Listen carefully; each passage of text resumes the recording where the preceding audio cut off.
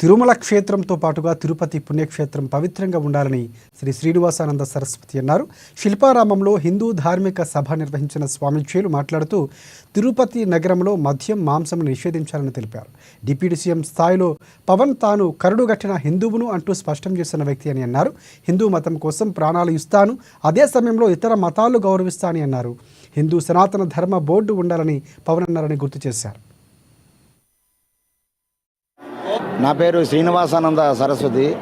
AP సాధు పరిషత్ అధ్యక్షుడిగా, మా అట్టూరి నారాయణరావు గారు సాధు పరిషత్ గౌరవ అధ్యక్షుడిగా సేవ చేస్తున్నాం.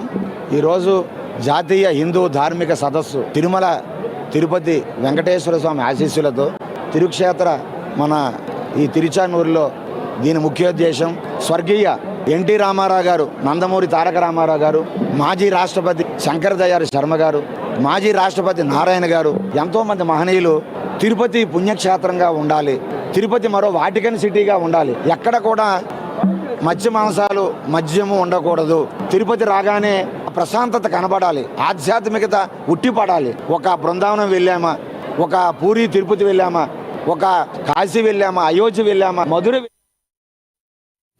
నల్గొండ జిల్లా